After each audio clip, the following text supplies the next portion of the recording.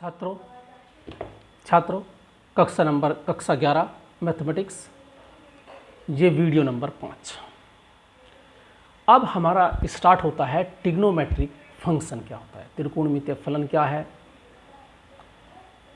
तो सबसे पहले कुछ समझाया गया है, उसे ध्यान से देखें, इसे याद करना है। तो हमने कुछ वैल्यू ज्ञात की हैं, तुमने टेबल पढ़ी होगी, sin 0 डिग्री का मान कितना है, sin π/2 कितना होता है, उसे थोड़ा सा जनरलाइज किया हुआ है हमने इसमें। तुम्हें कुछ पहले फॉर्मूले पढ़े होंगे कक्षा 10, मैंने बताया कक्षा 10 की ट्रिग्नोमेट्री का आप रिवीजन कर लें अवश्य।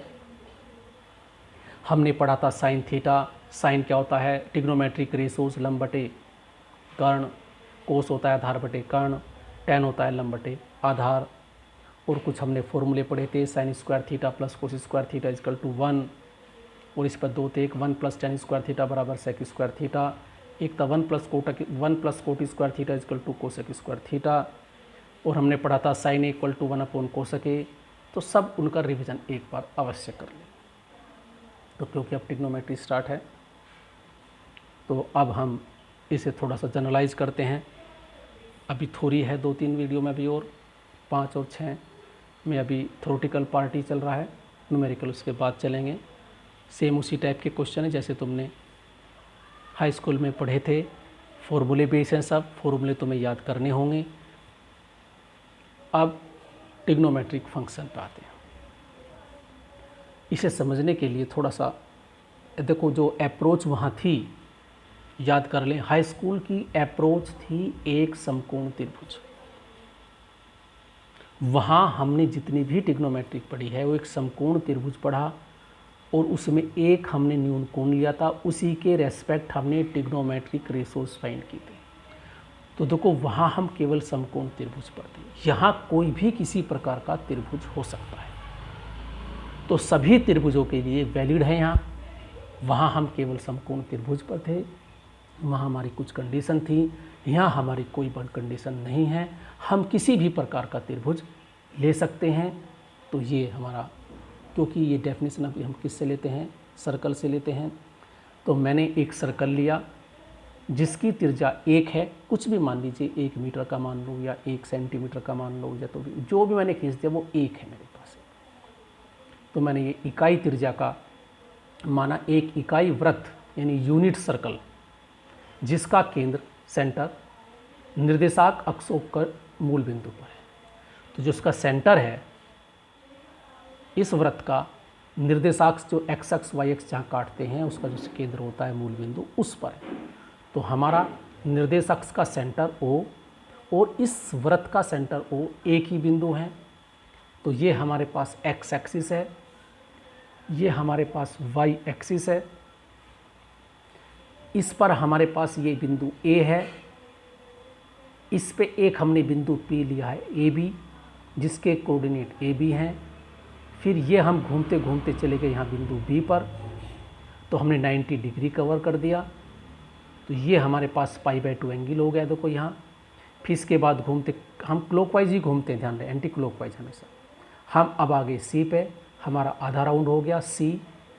तो यहाँ 180 एंगल बन गया। अगर हम देखें, देखो ऐसे से हम ऐसे घूम रहे हैं,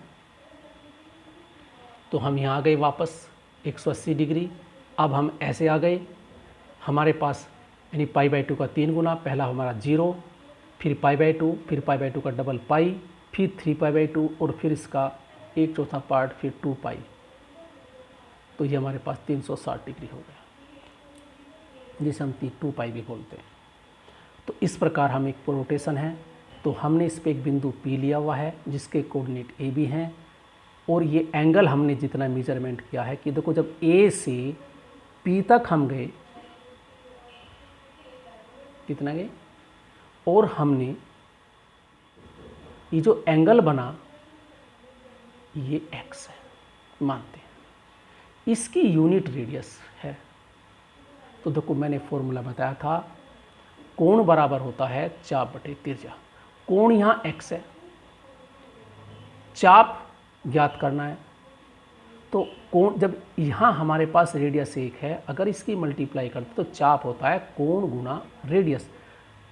तो रेडियस एम 1 है, तो हमारे पास चाप भी एक्स ही होगा, उस टाइप से एक्स निकलेगा। तो यहाँ ए पी का मान एक्स है। तो देखो मैंने अच्छी तरह लिखा हुआ है, माना पी ए बी वृत्त पर एक बिंदु है जहाँ कोण ए ओ पी एक्स रेडियन है, तो चाप बराबर त्रिज्या गुणा कोण, त्रिज्या हमने 1 मानी है तो कोण यहाँ x बनाया है, तो चाप x हो गया। कितना हो गया? ये चाप x हो गया। अब देखो इस ट्राइंगल को ध्यान से देखें, थोड़ा सा जूम करके। ये O है, ये बिंदु मैंने P से एक लंब डाल दिया PM, तो ये राइट एंगल हो गया। तो OMP एक समकोण है। देखो अगर तुम्हें पता हो साइन थीटा होता है लंब बटा, जब मैंने एंगल x काउंट किया है तो उसके सामने वाली साइड क्या हो गई? लंब, B तो लंब हो गया। और रेडियस इसकी OP है, क्योंकि O से P तक की डिस्टेंस भी 1 है और O से A तक क्योंकि रेडियस है दोनों, तो 1 हो गई। तो हमें इसका हाई को भी पता है, कर्ण 1 है, लंब इसका B है, और ये हुआ A, क्योंकि इसका जो AB है कोऑर्डिनेट है, तो यहाँ से यहाँ तक की डिस्टेंस ये x कोऑर्डिनेट होगी जो A है, और ऊपर चली गई दूरी B, ये y कोऑर्डिनेट है। तो OM A हुई, ये x कोऑर्डिनेट है, MP y कोऑर्डिनेट है, यानी ऑर्डिनेट है, ये इसे हम कोटि बोलते हैं। B है तो भुज A और कोटि B। तो अगर मैं यहाँ से कोस थीटा निकालूँ तो कोस थीटा आधार बटे कर्ण, तो कोस x इक्वल टू A/1 यानी कोस A। तो देखो कोस x इक्वल टू A/1 अर्थात ये आ गया कोस x A और साइन x B। उसी तरीके से यहाँ लंब बटे कर्ण, कर्ण का मान 1 है। तो हम देखते हैं कोस x A हो गया और साइन x हो गया। अगर मैं इसमें पाइथागोरस प्रमेय लगाऊं तो देखो OP का स्क्वायर बराबर होगा OM स्क्वायर बराबर MP स्क्वायर। और देखो OM मैंने अभी देखी, A है तो A square plus B square equal to 1, और A का मान कितना है? कोस x, B का मान कितना है? Sine x। तो मैं इसे लिख सकता हूँ cos square x plus sine square x बराबर 1। तो ये फॉर्मूले का डेरिवेशन। तो हम देखते हैं सर्कल पर सदैव, ये चीज़ इंपॉर्टेंट है जो मैंने कहा, ये दो बिंदु, इस सर्कल पर सदैव A square plus B square equal to 1 होता है। तो ये जो कोऑर्डिनेट है AB कहीं भी पहुँच जाएं, इनमें रिलेशन होगा A square plus B square equal to 1। अगर एक A का पता है तो B का मान आराम से ज्ञात कर सकते हैं। या ट्रिग्नोमेट्री साइन स्क्वायर x और plus cos square equal to 1। तो ये दोनों चीज़ अच्छी तरह ध्यान रखें, यही हमारे पास बेस है इस वीडियो का। अब हम बिंदु A पर आते हैं, ध्यान से देखें। बिंदु A के कोऑर्डिनेट अगर ज्ञात करें तो O से A तक की डिस्टेंस रेडियस है वो हमने 1 ली है, तो A के निर्देशांक हुए 1 0 याद कर लें, क्योंकि x अक्ष पर है तो y कोऑर्डिनेट 0 होगा, तो 1 0। अगर हम B की बात करें, अब हम B पर पहुंच गए, क्योंकि ये y अक्ष पर है और O से B तक की डिस्टेंस रेडियस है, तो ये 1 हुई। तो क्योंकि ये y अक्ष पे है तो पहला 0 हो जाएगा, तो 0 1 इसके कोऑर्डिनेट हो गए।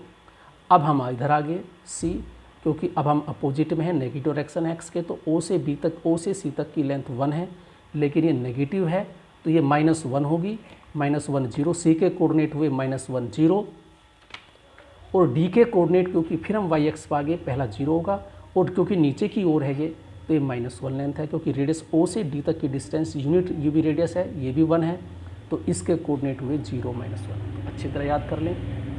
मैं दोबारा बोलता हूँ, देखो A के कोऑर्डिनेट 1 0 है, और देखो अगर हम A पे देखें तो यहाँ एंगल 0 से स्टार्ट करा था हमने, किससे स्टार्ट करा था? 0 से। B पे पहुँच के एंगल बन गया π/2, कोऑर्डिनेट बन गए 0 1। C पे हम पहुँच गए, कोऑर्डिनेट बन गया -1 0 और एंगल बन गया पाई, यानी कि 180 डिग्री, रेडियन में पाई। अगर हम यहाँ देखें तो हमारे पास बिंदु D पे कोऑर्डिनेट बन गए 0 -1 और एंगल रेडियन में बन गया 3π/2, और वैसे बन गया 90, 180 और 270। फिर हम आगे वापस घूमकर तो फिर इसके इस पर 2π बन गया 360। A के कोऑर्डिनेट फिर वह रही और एंगल बन गया 360, और फिर C प्रकार रिपीटिशन होना शुरू हो गया। कितना ही बड़ा एंगल लें चाहे हम, पहले 360, फिर 36 दूनी 72, 720, फिर इस प्रकार हम चलते चले जाएंगे। तो अब हमारा बेसिक पा जाए, जो चीज़ बताना सोच रहे हैं, ये मैंने कहा था। तो बिंदु ए पर मैंने बताया 10 होता है और कोण हुआ डिग्री। एक्स का मान कितना हुआ, कोण डिग्री। ये वैल्यू मैंने इस फॉर्मूले में रख दी। तो मैं देखता हूँ जैसे ही मैं देखो 10 पुट करता हूँ यहाँ x0, क्योंकि 0 डिग्री, यहाँ भी 0 डिग्री रख दिया मैंने, तो मेरे पास cos 0 का मान 1 आया। कितना आया, cos 0 का मान 1 आया। तो कोई यहाँ तो मैंने रखा 1 0 डिग्री, यहाँ 0 डिग्री, और 1 0 इसमें रखे मैंने। तो हमारे पास आया cos 0 1 और sin 0 0 आ गया। इसी प्रकार b π/2, फिर रखा इस पर हमने π/2, यहाँ 0 1, यानी बिंदु 0 1 पर एंगल कितना हुआ, π/2। कितना हुआ, π/2। तो x की वैल्यू π/2 हमने यहाँ पुट कर दी। तो π/2 यहाँ से तो रखे π/2 और यहाँ वैल्यू पुट करिए वैल्यू। तो हमारे पास आता है, देखो जब यहाँ रखेंगे हम 0 1, तो ये इसकी वैल्यू तो होगी 0, a की वैल्यू 0 होगी, b की मान आ गया, तो b का मान आ गया 1। तो b का मान यहाँ से हम इससे उसमें रख सकते हैं। तो इससे हम, इसमें कोऑर्डिनेट सिस्टम भी लगा है और साथ साथ एंगल सिस्टम भी लगा है। तो हम देख लें सब अच्छी तरह से। तो cos π/2 0, sin π/2 1, cos π -1 और sin π 0 हो गया। तो cos 2 π 1 और sin 2 π 0। अब मैं एक कोऑर्डिनेट को अच्छी तरह डिफाइन करता हूँ, इनमें से एक लेता हूँ कोई सा। फॉर एग्जाम्पल मैं ये लेता हूँ π/2। ठीक, देखो ये b है, कोऑर्डिनेट है 0 1। इसकी बात करें, इस पर ध्यान करें, इन्हें भी छोड़ दीजिए आप। यहां एंगल π/2 है, π/2 पुट कर दोनों जगह, cos π/2 sin π/2। यहां a ये है, b ये है, a का मान 0 है, तो cos π/2 0 हो गया और sin π/2 1।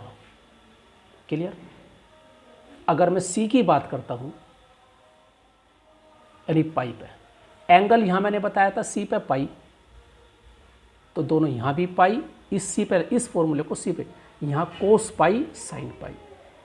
ये a है और ये b कोऑर्डिनेट है, ये -1 है, तो cos पाई का मान -1, याद कर ले 180 का मान, sin 180, cos 180 का मान -1 होता है और cos sin 180 का मान 0 होता है, अर्थात पाई का। तो ये मैंने यहाँ से क्लियर किया।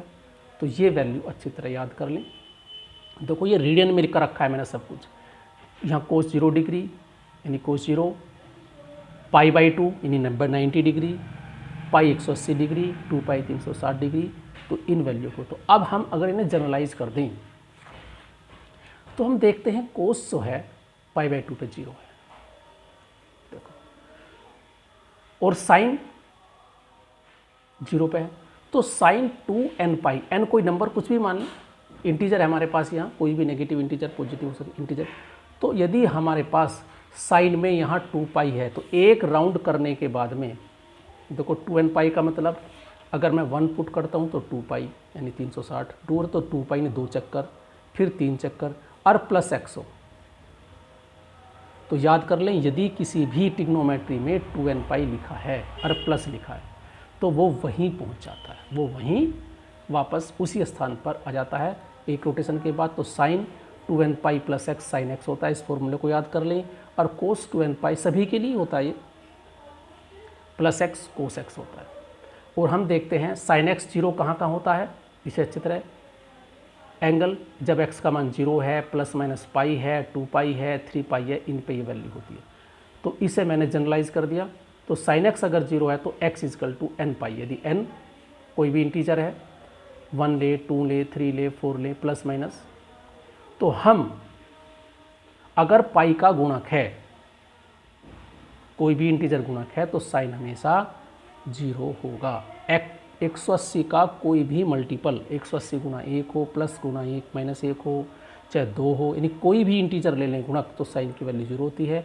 और कोस में π/2 का मल्टीपल, अगर हमारे पास π/2 हो, plus minus pi by two हो चाहे माइनस पाई बाई टू हो, तो कोस एक्स का मान 0 होगा, एक्स की वैल्यू ये हो, अर्थात कोस पाई बाई टू 0 होता है, कोस माइनस पाई बाई टू 0 भी होता है, ऐसे कोस 3 पाई बाई टू और 5 बाई टू। तो याद कर लें, 2n+1 का मतलब एक विषम संख्या होती है, n कोई भी इंटीजर, वो इंटू पाई बाई टू का विषम गुणक, इसका मतलब है पाई बाई टू का विषम गुणक यदि कोस में है एंगल में तो वो 0 होगा।